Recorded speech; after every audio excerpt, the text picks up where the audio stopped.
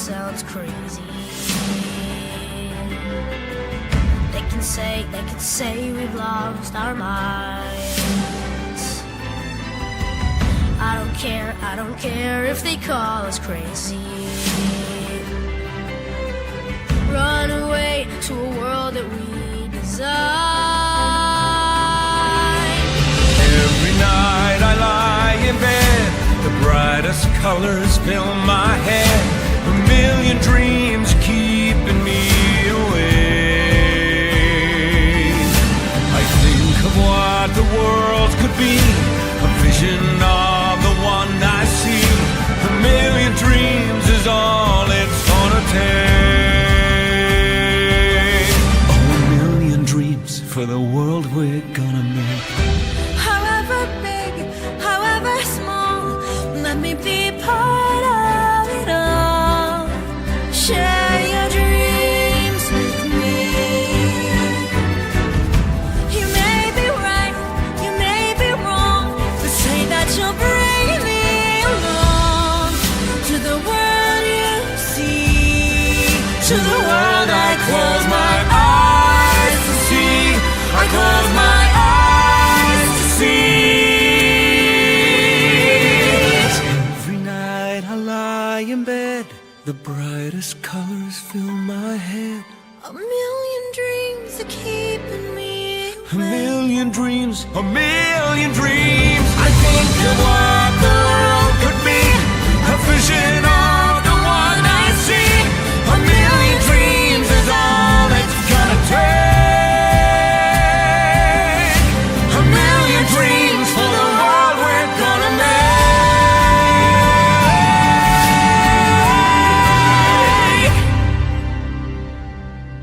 for the world we're gonna make.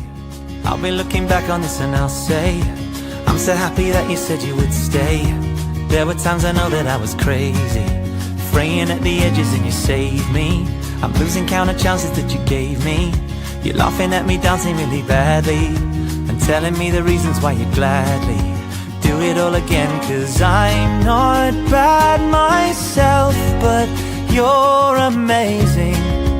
You're amazing. Oh, I'm not bad myself, but you're amazing. You're amazing. Well, hey, words can never adequately convey everything you're giving to me today. But holding you is better than a holiday, and leaving you I dread it like exam day. So at the risk of sounding kinda risque, everything to now has been the foreplay. Darling, I would follow you to Norway, or anywhere you want it. Cause I'm not bad myself, but you're amazing. You're amazing. Oh, I'm not bad myself, but you're amazing. You're amazing.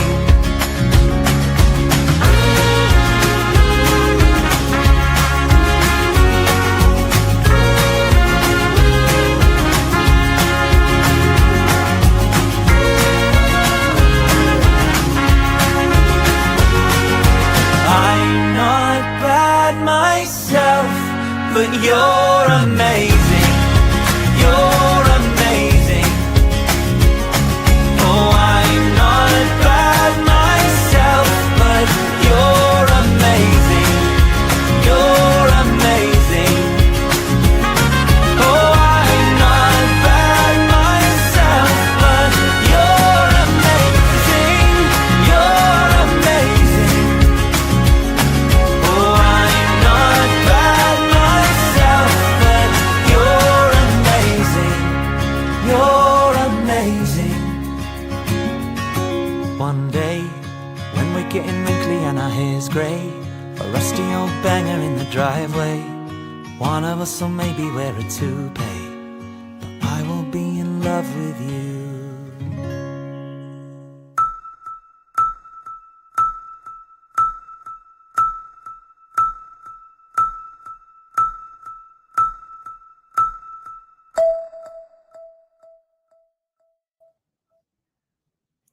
Hello, everybody. everybody to the Transformational Speaking Event.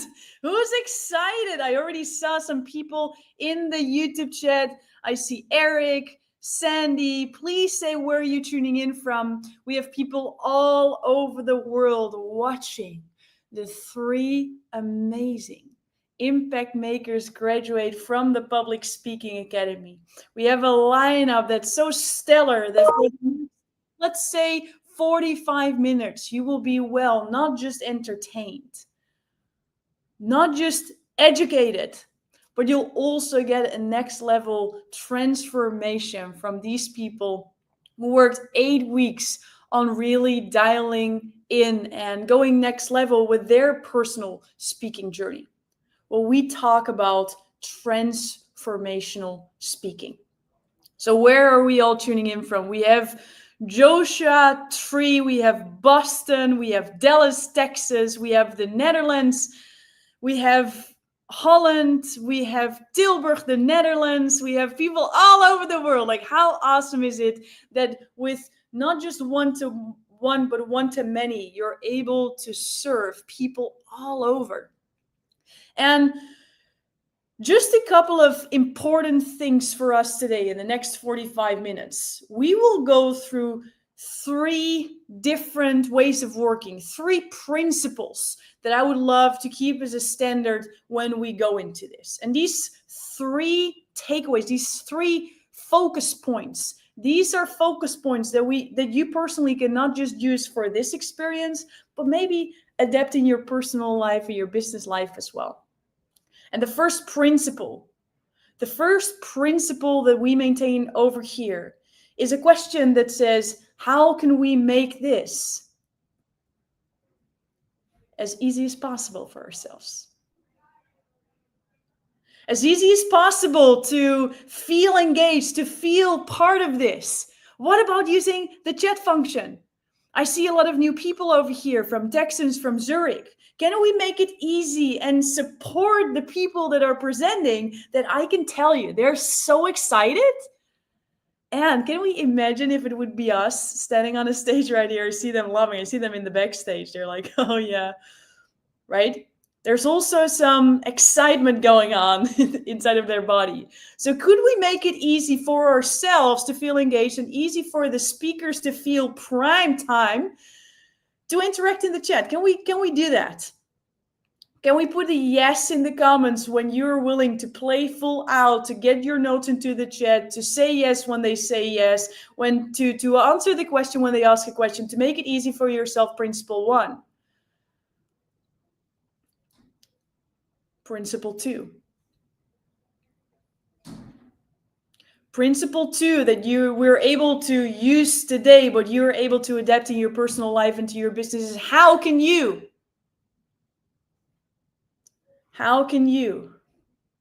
make this as fun as possible? How can you make this fun? Maybe you can take a photo of a speaker that you really appreciate and share them on Instagram stories. Right? Maybe that's fun for you. Maybe it's super fun to create a video and share it with the speaker that you personally relate with most and share it afterwards so you're able to share that excitement. Maybe it's fun for you to not just watch this alone, but invite people that are literally in your surroundings to watch as well. Maybe that's fun for you. Whatever you can do to make it fun for yourself. Principle 2.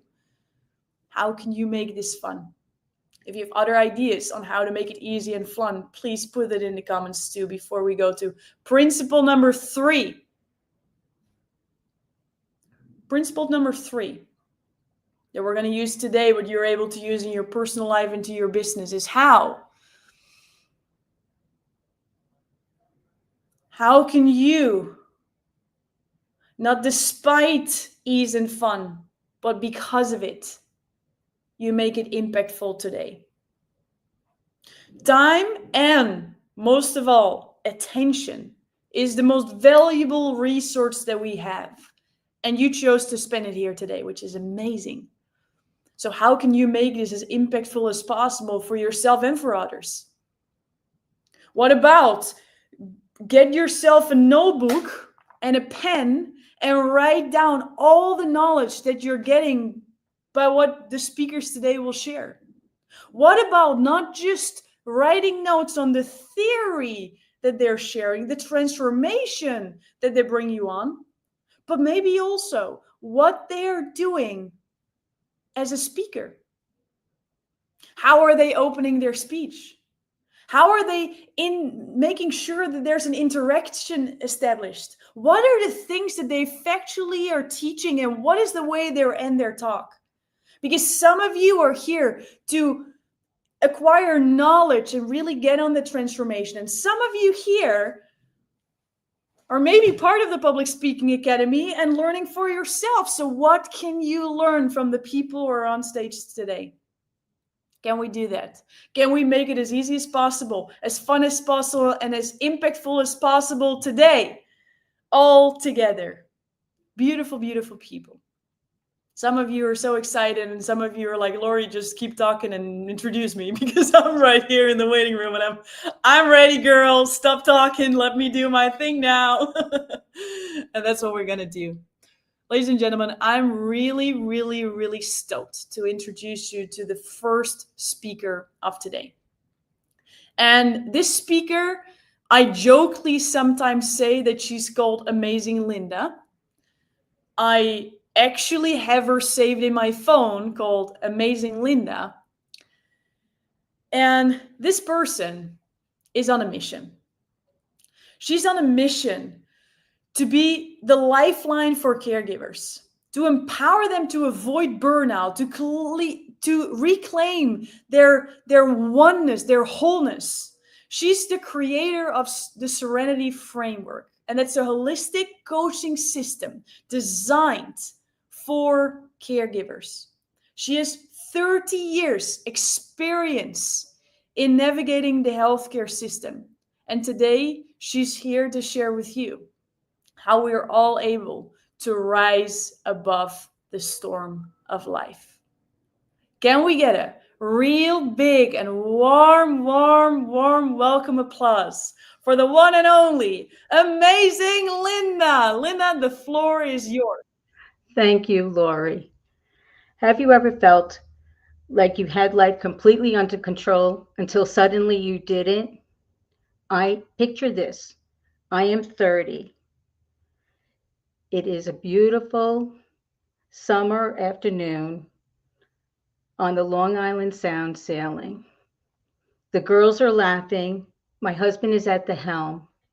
The water is like glass. The sky darkens. I get a knot in the pit of my stomach. And I take a breath and a prayer. I get the bungee cord. I secure my youngest, Ashley, then Lisa, then my oldest, Courtney, at 6. My son I keep with me. I am 5 months pregnant. I think to myself, how can I save everyone? It feels like an eternity as my husband wrestles with the wheel.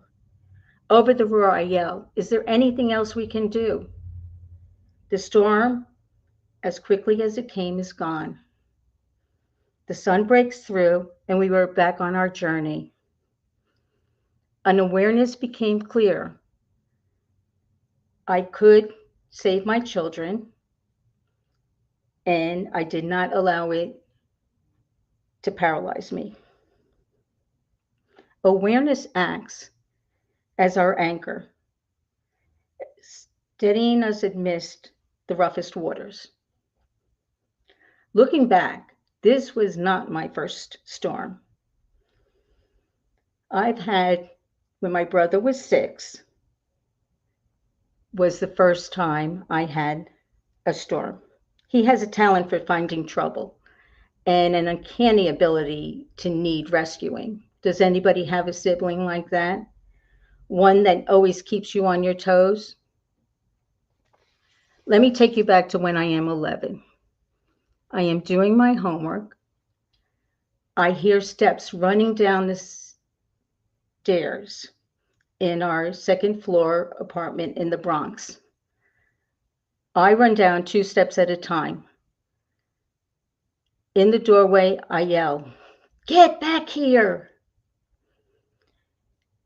He is on his bike, riding uphill avenue at the top, and he comes down fast, flying over his handlebars, blood streaming from his head, a gash in his forehead, rocks embedded in his knees, and abrasions all over his small body. Our neighbor, Tony, takes us to the hospital. I sit and I worry. How is my brother? But how much trouble am I in when my parents get here from work?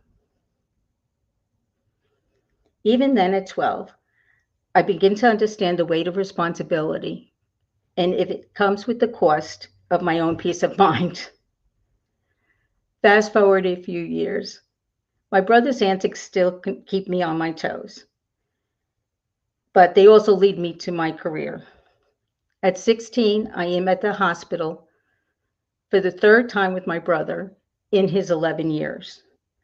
Let me tell you the story.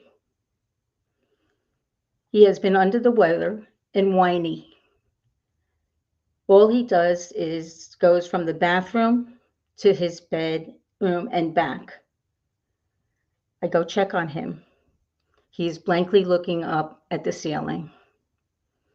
We go to the emergency room. He is admitted to pediatrics. In pediatrics, the walls have warm, colorful animals on them. There's a nurse who's blowing bubbles with a kid. I see a cute guy, and we make eye contact. And I think maybe tomorrow we'll talk. As I think, how bad could it be to work in a place where you're with kids all day long? Or this could be where I meet my future husband. For my brother, it is not fun. The nurse in the doorway, he asks, quivering, "Is she going to give me another shot?" The food tray comes in. "Do I have to eat more vegetables?" We are here for 2 days, and the doctor says he is a juvenile diabetic. My parents' faces are blank and white. My mom is crying. Before we go home, a nurse with a soft voice but firm is our teacher. She smiles at me reassuringly as she guides me to stick my brother as my hand is trembling. "I hate you," he yells. Thank God I don't have to give him his insulin, I think. Reflecting now on both of these moments, at 11, I think being responsible meant taking care of him and making sure he doesn't get hurt. But when he does, I feel like a failure. But at 16, I learned acceptance. I understand that I couldn't control his situation, but I could be supportive for him. And the truth for us all is we can't control everything that happens, but we always get the choice how we respond with acceptance and compassion for others and for ourselves. Even now in adulthood, there are days I think, should I thank him or appreciate the detours he sent me on? Flashback. I am 17 years old at Boston University, spreading my wings finally without my brother. 2 years fly by, and it's the summer op sale 76, the bicentennial celebration on the Hudson. Fireworks surround us as they explode. Me, my girlfriend, my father and brother. I find a payphone and call Mom. She asks, "Who is Ed?" Upset with me. "And why does he want you to call him?" My own fireworks begin. A man 4 years older sweeps me off my feet as he dazzles me with perceived success in a lavish lifestyle. Like those sailboats on the Sound, my course suddenly shifts with the wind of change. It is fall. My father is on the phone. Shakingly, his voice catches as he says, "I lost my job." Home I go after the semester. Everyone is whispering, come January. Is she pregnant? Who is this fiance? Is that why she's back? I give him a lot to talk about. Life has a funny way of redirecting our lives. I applied to Columbia University, and I start there in the June. This time, the first time that didn't happen, I think, thank God, tuition is now free. Mom works there. By spring, in May, I am 20 and married.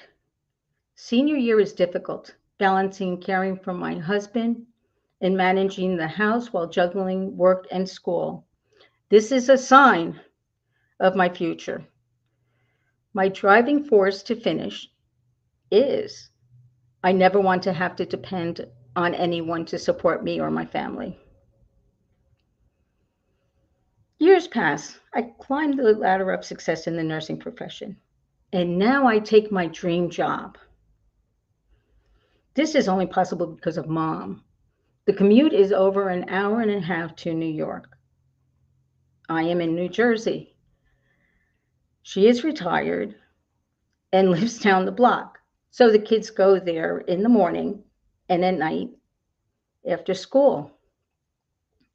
I am the administrator for one of Montefiore's medical ambulatory sites. I am responsible for every aspect of operations and staff development. It's such a break when I am not crunching numbers and can coach my staff through challenges in their lives and help them grow, or be there for my patients who definitely don't know boundaries. They would knock on my door even if they were told I was busy. There are challenges, but the positives outweigh the negatives. However, this job is my wake-up call. I accept a difficult truth. I am a single parent. Even though I am married, I can no longer do it all. I have ignored my own needs for way too many years. I have to accept it is over and take action. Thinking back to that defining moment, I am in a Mount Carmel church, holding my father's arm. The professional music starts. I hesitate. Dad pulls me, yells, "Deja de ser tonta." Sometimes I wonder if I should have run, but I wouldn't trade my children or my grandchildren for anything. Through it all, I learned taking intentional steps, choosing to act, gives us the strength to move forward, even when life feels unpredictable. And yet, nothing could have prepared me for my perfect storm. I am sitting on the floor crying, completely drained physically, mentally, and emotionally. I feel like I am failing everyone, my parents, my kids, my brother, my staff. Life has thrown everything at me at once. Divorce proceedings, Mom's pancreatic cancer, my brother's lung cancer. Caring for them all over time is my biggest challenge. I think I can push through this. I am a mother, a nurse, a problem solver. My body can handle this fatigue. the anxiety, constant worry about everyone in my job. I am wrong. Burnout. As I cry on the phone, alone and lost, I realize there is no one there for me. I need to take control because otherwise there will be no one there for those that depend on me. My survival depends on a slow, steady climb out of burnout. I make a daily commitment to prioritize myself.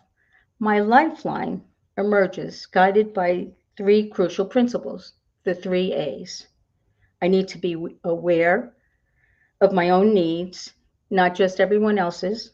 I need to accept that I have to let go of guilt and acknowledge my limits. And I need to take action, set boundaries, and ask for help. I believe that each of us discovers our own unique versions of awareness, acceptance, and action. The Serenity Program is born as I sit on that floor. I vow that if I should thrive, not just survive, that I will be a lifeline for others who are running on empty. I realize that when we neglect self-care, even the strongest principles can fail. But when we honor the three A's, we create space for clarity, resilience, and real change. And this brings us to today. Now I help caregivers, those balancing careers, children, and aging loved ones, reclaim control, build confidence, and find serenity. The Serenity Program is a supportive space to help caregivers avoid burnout, reclaim their well-being, and confidently navigate the healthcare system step by step. If you ever find yourself at your breaking point, please know you are not alone. Reach out if you need support, guidance, or simply someone to listen. Serenity is within reach.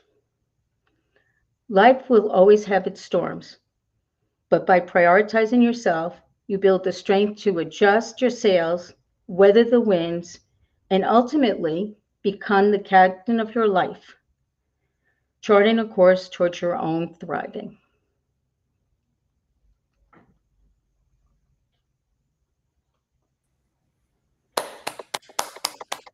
Well done, Linda. Look at the chat, Linda. I feel this. This is so important. As a mom with a child with a type 1, with a child with type 1, I can so relate. Your story is inspiring. People need this help. This was amazing. Amazing, Linda. Awesome. Woohoo. How do you feel, Linda? Relieved. Relieved. Relieved and excited. Yes, yes. And what you just did is not just share your transformational story with others, where you are bringing people and parts of your life and sharing your three A's so everybody can can take care of themselves so they can take care of others. But you also went through your own transformational journey. And for everybody in the audience, let's not forget that public speaking is the #1 fear of humankind. And that, Linda, you're so incredibly brave of being so personal and vulnerable and sharing that message with everybody else. You did absolutely well. Well done, Linda. Please Thank put you. in like the breakthrough, the aha moment that you had, because Linda is able to read those back. And I can tell you, when you're here on stage, it feels very different than when you're sitting in the audience. And when you're able to afterwards look back and those all amazing comments, they will feel it. So Linda, enjoy watching the chat and enjoy the feeling of having it done. Because again, it is a moment to stand here on stage. And it is so, so nice to read those positive feedback later and think, you know what, it was all worth it.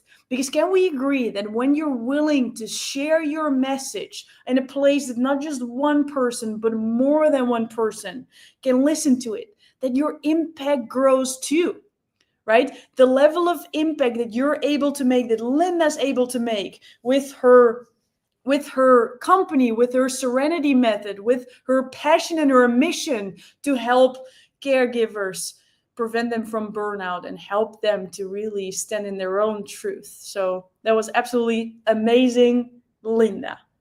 And with that said, I am just so stoked to keep it going and share introduce the next person, because this next person, she's not just someone. She is a published author and a successful entrepreneur for over a decade of experience. It's Jackie. And Jackie stands as a beacon of personal empowerment and transformation.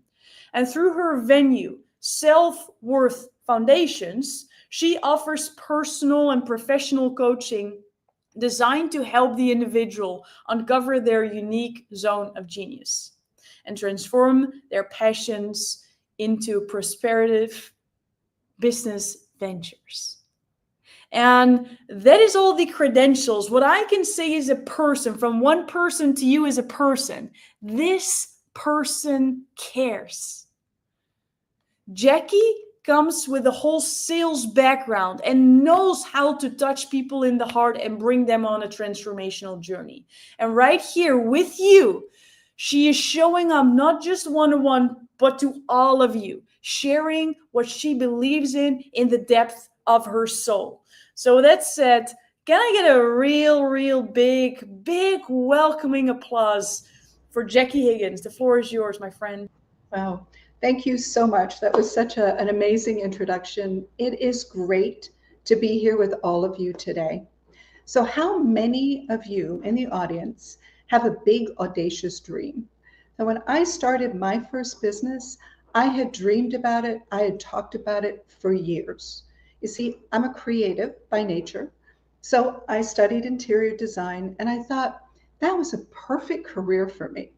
My mother, on the other hand, God bless her, didn't think that way, and she encouraged me to go into business. Sage advice to a point. You need business skills as well as creativity, but I am not a corporate girl. How many of you can raise your hands in agreement with that? So after dabbling in the corporate world for a while, climbing the ladder, holding on to that brass ring, which I realized was really tarnished and not what I wanted, I decided I was going to jump in both feet, and I started my own commercial design business. And I secured my first client from a conversation like this. It was a presentation in front of a group of small to medium-sized businesses. The majority of people in that room were men. So I decided I shouldn't talk about colors or fabric swatches because their eyes would just completely glaze over and I'd lose them like that. So I went in positioning the business value of design. I secured my first client that day, and that client awarded me a $250,000 contract. I think my jaw probably dropped to the ground. I don't remember, to be honest with you, nor do I remember walking from my car, from their door to my car through the parking garage. And I'm in a parking garage, and maybe they're employees, and you have to, pretend like you've already there. So I couldn't do this moment like, Jim Carrey dance. I did that in my car, however, because I don't know, the exultation, the excitement, the amazing feeling that I felt was so overwhelming. I don't know how many of you in the audience have experienced something like that. It doesn't have to be a business venture, but you've realized a big, audacious dream. And it's an intoxicating feeling to realize that your dream, your passion, what you've talked about, what you've dreamt about, has come true. But it's an interesting progression of individuals, right? Because we experience a life event, we sit on what I call a lily pad, and we don't necessarily think about what did that mean or who did we become. We jump to the next lily pad and the next lily pad. And we don't necessarily pause. I mean, how many times have you said to yourself or to others, where did the last 5 years go? We just keep jumping. And we don't think before we jump to the next lily pad, does this have a better view? Or is it a little bit more shady here? We just keep moving. And we don't understand who we're becoming as we do that. So I've had the fortune of living on 4 different continents. I was born in a little tiny village called Enugu, Nigeria.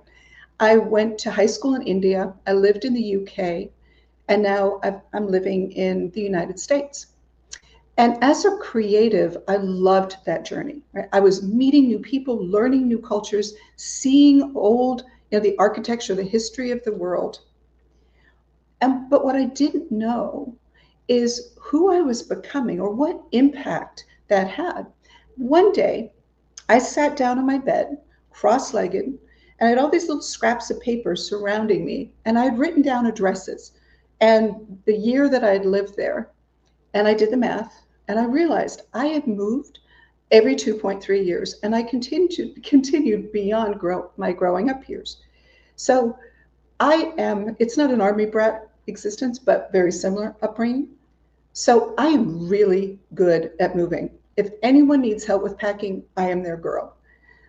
But what ended up happening as I continued to jump from one lily pad to the next is I became really independent, super self-sufficient, and very self-reliant because I couldn't rely on people because I was going to move. So what was the point, right? And I'd convinced myself subconsciously that those were all good things. Those new character traits. I was strong. I could push through anything. I could pursue my dreams because I was very self-sufficient. But the challenge, I think, with that is if we don't consciously change, if we don't know who we're becoming, right, there's a law of diminishing returns. Those behaviors may actually hinder us in different ways, and we're not conscious when they all of a sudden show up as behaviors in our life. So my realization about that concept came when I was turning 30. So my friends, about 30 or 40 of them, threw me this surprise party, right? Surprise birthday party. Fortunately, one of my good friends told me about it so I could get all dressed up. So when I pretended to be surprised when I walked into my favorite restaurant, I looked good on film. But they had decorated this place. It was beautiful. There were balloons, streamers. In the corner was this table with all the presents, pretty wrapping paper and bows. And in the other corner was this huge cake. It was carrot cake, my favorite.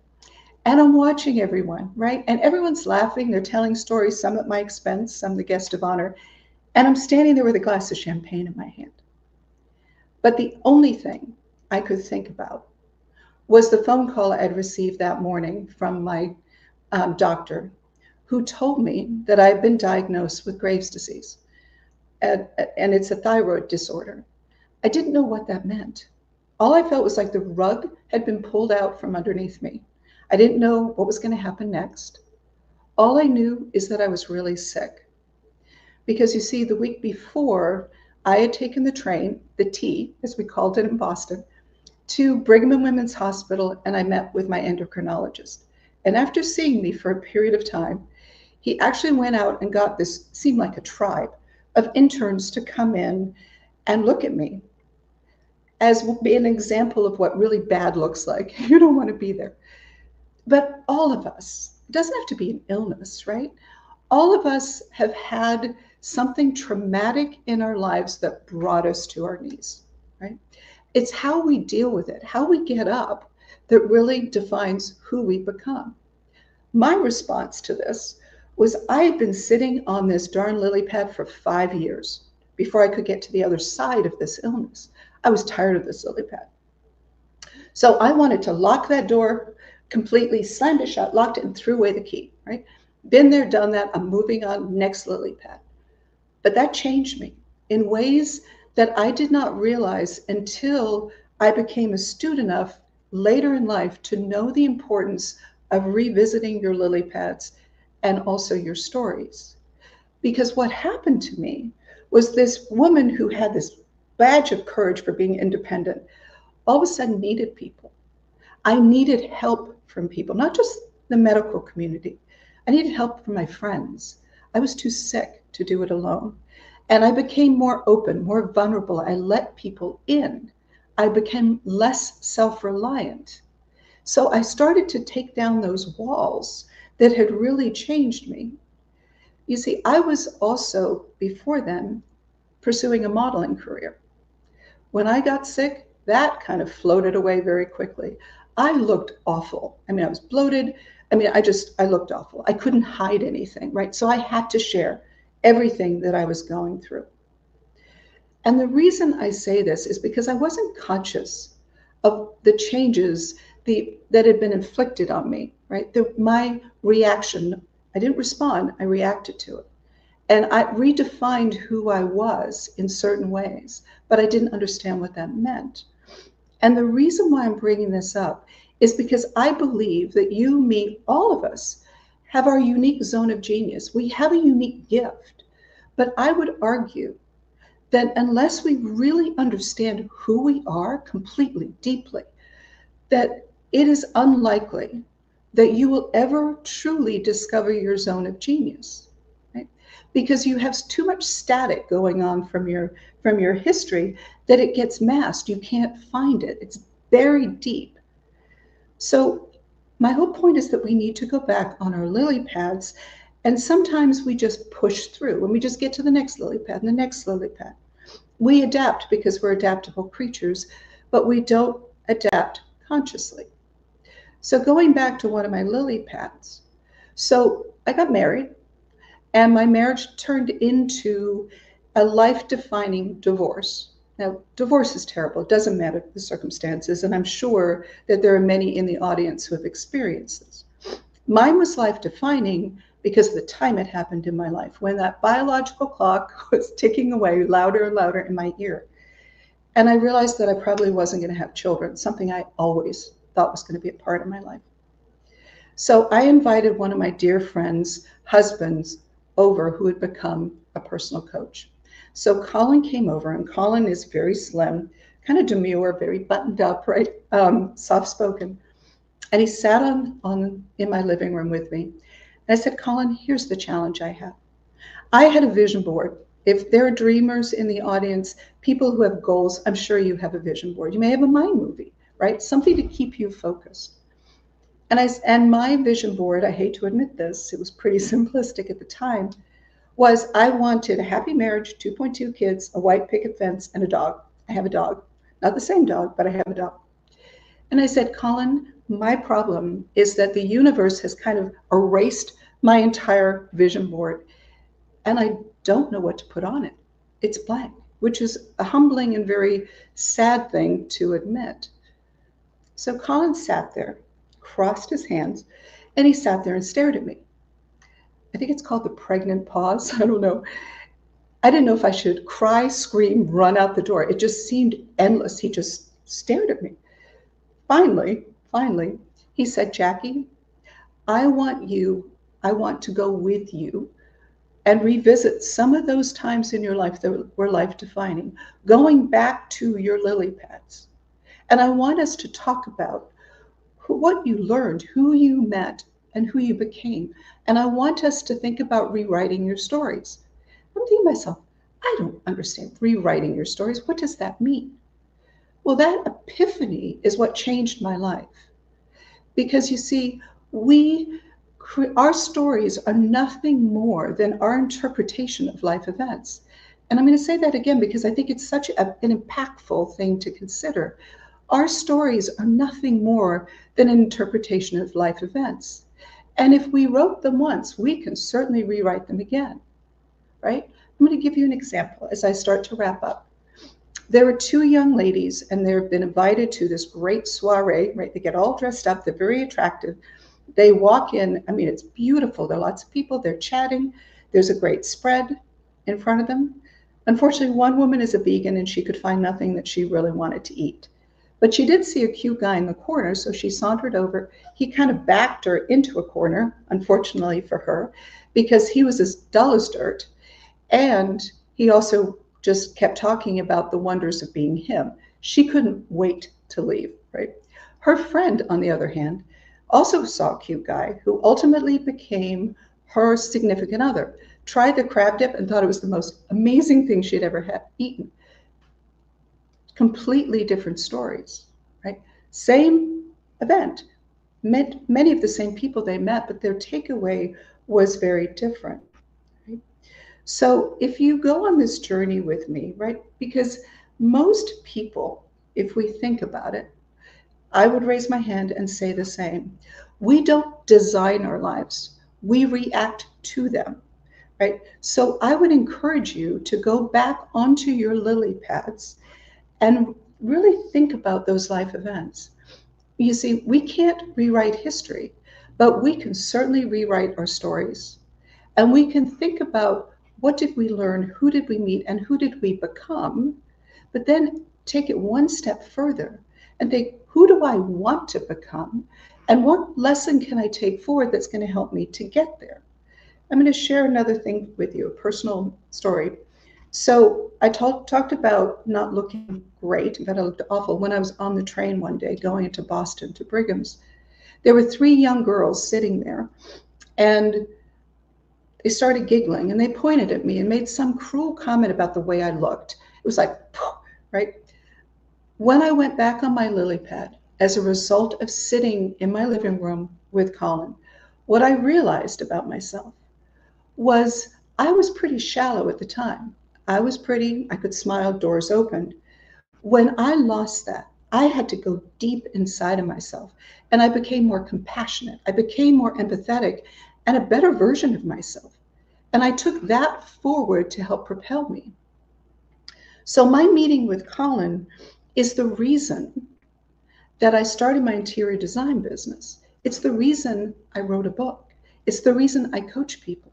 It's the reason I sponsor 2 little girls in Africa because I couldn't have my own. So I encourage you to go back on your lily pads, right? Go back and rewrite your stories. Discover your full potential by understanding yourself deeply. Find your unique zone of genius and your unique gift. The world is waiting for you to show up and share it. I wish you all tremendous success, and I hope you realize your dreams. Thank you so much. Wow. Jackie, that was phenomenal. And while people are writing comments and what their biggest breakthrough was, how do you feel right now? Oh my God, relieved. I'll say relieved is one of those. I mean, it's, as you said, it's transformative because you're talking about things that are very personal. You're sharing them. So you kind of go through that cathartic thing as you're talking to people. But, if a couple people can take something from this that helps them, that's a beautiful gift. So. Yeah. And you did, like, with a raise of hands. And I know we're not able to see, but how you play games is how you play life. How you play in the invisible is how you play in the visible. Is who here felt Jackie's heart and who feels connected to this woman, including myself, because you were so you. Right? You were so sharing from the heart and it was so visible. And I'm so excited for you to read the comments because they're only but good. Thank you, Jackie, for being you and sharing that in a very, very elegant way. Thank you Beautifully so done. much. Thank Beautifully done. And this is the power of storytelling, right? When we're able to tell different stories of our life that now for us as listeners get our back into our personal life experience and then can look back at the notes that you wrote down for Jackie, wrote down with Linda, and you're like, what are my life defining events? And I cannot change the past, but I can certainly rewrite my story. What do I want my story to be? Right? What do I want my story to be? And there's someone else today who's going to share a story with you. A story, personal story that now translate in some sort of transformation for you. Because that is what this is about. This is not about sharing personal stories because we want to talk about ourselves all the time. Because no one really cares about someone else's story, even though you're an empathetic person, because otherwise you would not be here. Right? The reason why we tell these stories is to create new pathways to get you in the subconscious of your own mind, get wondering, get curious about your own life events, about your own the way you take care of yourself, right? And the third person who's gonna give that gift to you is Nilsa Santiago. And Nilsa is a CPA. is an entrepreneur and a legacy builder, how she calls it herself. She empowers individuals and business owners to achieve financial clarity. There's no one in my life that I've met that loves numbers more than Nilsa. She loves them. And these numbers, they translate into personal transformation and generational impact. She's the founder of Beyond the Numbers and Business Solutions, and she strongly believes in the power of making decisions as a vehicle to invest in yourself for growth and contribution. Sparkling creativity for business and financial growth as leadership to serve others. Right now, she's tuning in from the British Virgin Islands. It is our very own Nilsa Santiago. Give it up for her. Nilsa, the floor is yours. Thank you, Lori. The decision to challenge our thinking sparks creativity, and that's how businesses are built. The feeling so powerful, so profound when we make the decision to invest in ourselves. It's preparing us to serve others, and that's how we become leaders in our industry. And then suddenly, one day you decide to show up differently in your life. Everything that's routine and familiar is done with a high performance attitude. And that's how we start creating transformation and impact. So basically, we're challenging our thinking, we're investing in ourselves, and we're showing up different in our life, and everything starts changing. Can you relate to that? Can you think about some experience, some moments in your life that you have shown up in the world like that? Well, that happened to me a few weeks ago. I made a decision because, yes, there is a power in decision making to go to Charleston, to meet up with Barry Baumgartner and 29 other entrepreneurs, to dial in our message and our offer, because we are on track with Barry to launch our first virtual event. Now, as I'm preparing to leave my home, packing and getting ready to go to the airport, there's a dialogue in my head. The fear factor kicks right in, and this is going loud and fast, and my own inner self is talking to me, reminding me that I am flying to Charleston to meet with Barry. And reality is to serve others. I have a skill set that I want to share with the world so people can start changing their financial identity. So when I show up in Charleston, I have to play full out. I cannot be hiding behind my laptop, taking notes and thinking that I want to ask a question, thinking that I'm going to participate, but I do not. So this time it has to be different. It's going to be different. I am challenging my thinking. I know that this is to serve others, so I need to show up differently. As I get to the airport and pass through security, I said to myself, the story and the energy starts now. I get on the plane. This is something very familiar for me. I've been traveling for many, many years. Put my suitcase up on the compartment. I sit down and I start scanning the plane. There must be a story here, because I also knew that 2 weeks from that event, I was going to be here delivering a keynote to all of you. And I wanted to gift you with a transformation. So I'm scanning. People are coming through, the pets, the children. And across the aisle from my seat, there's a lady drinking red wine. And I said to myself, that is, for me, that is a headache. That is a story I do not want to share or live. So as I tilt my head to my seat, in front of me is the entertainment center. And here comes what's familiar, what's routine. I can pull my laptop out, start working on a spreadsheet, and watch Dunstan Checks In. And yes, that is a movie from the beginning of the year 2000. It's hilarious. It's about a chimpanzee who visits a 5-star hotels and all his adventures and mischievousness. Or I could do something different, because I need to do something different. My energies are high. I'm in a different, I have momentum right now. I'm going to Charleston. I press the button. I hit the button on the new releases, and there it was. The Delta CEO, Ed Bastian, with his keynote on the celebrating 100 years of flight. And I said to myself, wow, what an opportunity to see how these corporations and these CEOs present their keynotes. I want to see how they open. So I said, I'll watch it for a few minutes and then I'll pull out my laptop. But as I start watching, an hour and 24 minutes later, I'm still engaged with the message, because it's not only about the history of the company, it's about the next 100 years of innovation. And that just sparked all this energy inside of me. And I said, this is the story that I want to share with all of you. So as I went through this keynote, I said to myself, what are the learning? What did I learn here? What kept me so engaged? And I guess the first one, the question I started asking myself, and this is the question I want to ask you, how do the next 100 years look like in your industry? What's the innovation that you see today that's going to happen 100 years from now? And how can you today embed your zone of genius, your skill set into your industry today? So 100 years from now, people are building on the things that you have created today. And that's how we create transformation in the world.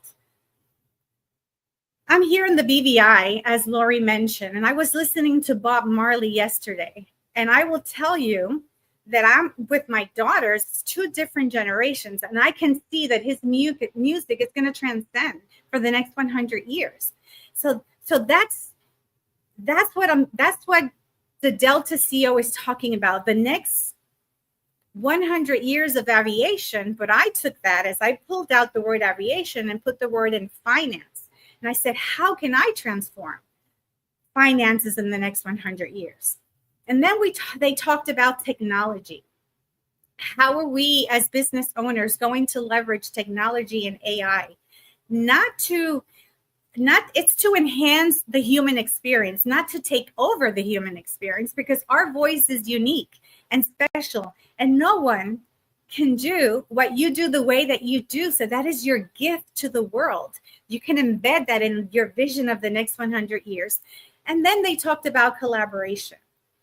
As Delta collaborates with Uber and Uber Eats and YouTube, and Tom Brady. Tom Brady is now going to be talking about health on the Delta app.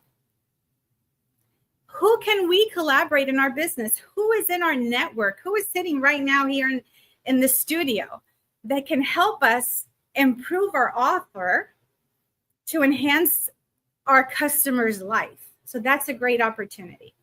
So as I go through these questions and all this learning that I have, I say to myself, how am I going to transform the finance industry so people can start creating new identities in finance? Well, I want business owners to make more so they can keep more, they can give more, they can live more, less stress. Because as Barry Baumgartner says, when you do well, you can do good. So that is the vision that I have for small business owners. And for individuals, I want everybody around the globe to understand finances in a simple manner so they know how to manage their budgets and their home finances. And no more chaos and suffering with getting into too much debt or not having enough. I want that all to be eradicated in the next 100 years. And I think it's possible. Now, I got to Charleston and I was in peak state because I saw this keynote and I was prepping myself in my head to be there. And when I walked in the door, I had by the way, I love to practice the Dr. Amy Cootie's superpower position, where if you want to practice it with me, you're welcome. You put your shoulders back, your hands on your hips, you open your legs a little, and you look forward with your stomach in. And that is a power position that just changes all the chemistry in your body. So I did that like 100 times before I left the hotel room. And when I got to Barry's studio, I had my shoulders back. I was smiling. I was invited to a very nice table. It was next to where Barry was was teaching. So we got a lot of attention from Barry, and I started raising my hand. I started asking questions, and I left Charleston with a beautiful message, and I signed up at her studio to launch my virtual event. Now, with everything that I have mentioned today, the excitement here is the transformation and the possibility of how your life and how your innovation is going to look for the next 100 years. What's going to be your gift to the world? So I invite you. This is an invitation for you to create your compelling future. And everybody wants a compelling future. Everybody here wants a compelling future. But how could you add that component of how the next 100 years looks like for you? Thank you. Wow. Please put in the comments, like, what was your biggest takeaway, or what's something you want to share with Nilsa right now? Nilsa, how do you feel? I have no notes. I forgot to print out my words. I had to like just speak, and you know what? No more notes. I'm done with that. Let's just start from the heart and let it flow. So how do you feel? I feel amazing. It's the 4th time, and I just want to say to the people who are listening, immersion. It's immersion. You got to keep going forward, keep going forward, keep going forward. It all starts. It takes more. Michael Jordan plays. He throws like 400 balls before he goes on the court every day. We have to practice the muscle of speaking until one day we just speak. Yes, yes, yes, yes. Carolyn just put in the comments, Nilsa slayed it. Nilsa, I am so proud of you, and I'm so happy you forgot your notes. Like, you crushed it, and you now have the proof that wherever you go, and everybody, because for everybody, like, Nilsa goes to a place, and she's like, Lori, I will be at a place where I probably don't have internet. And now she jumps on, she has internet. She says, Lori, there was no printer. I don't have my script. I don't have my notes. Right? And now you crushed it, woman. You absolutely crushed it. Like, you absolutely crushed it. So you have physical proof, not intellectual understanding, that you have it no matter what, wherever you are on location. Because this was not the ideal situation. Wherever you are with your script, you even included something that happened to you during the time you were in with your daughters and a song. Like, you got it. I'm so proud of you, Nilsa. Go enjoy watching stuff in the chat, and for everybody, please feel free to add your comments right there. And not just for Nilsa, but also the entire experience of today. Like, these 3 people, they worked 8 whole weeks on their speaking skills. And what Nilsa shared, she's now, this was her 4th round of 8 weeks. So she's like, Nilsa knows, with her amazing love for numbers, 32 weeks for obsessive, immersive speaking skills. So well done, everybody. And what we started with, like, this is not just an educational experience. This is not just an inspirational experience. This is a transformational experience for you as an audience, but also for the speakers today. Because standing here, I can not stress enough, it just feels a little different than watching it from your home screen. And I don't know, maybe sitting in pajamas enjoying your time. It's like being here on stage, it just really feels something. So also for you as an audience, I hope you got something out of yourself. I hope you got like a full notebook of all your notes, but also know that you are appreciated. You know, there is a difference with speaking in front of a silent crowd and speaking for no one versus speaking for people who hold space, be present, and put stuff in the chat. So know that your presence today also made a difference here for the people on stage. And with that said, for everybody who is currently part of the Speaking Academy, we will go to the Zoom that we normally zoom into, and we're going to evaluate everything together. For everybody who is on their journey themselves, keep crushing it, lean in. Actually, and this is a coincidence, but in 1 hour, I will do a masterclass on speaking. So on the website you signed up to be here, or somewhere scrolling wherever you are, there's a link for you to join in as well. It's absolutely for free. So if you just really want to immerse and get 1.5 hours of extra, feel free to join there as well. For now, everybody in the Speaking Academy, we'll see you in the Zoom link. Everybody else, your story deserves to be heard as well. And thank you for participating full out today. Alrighties.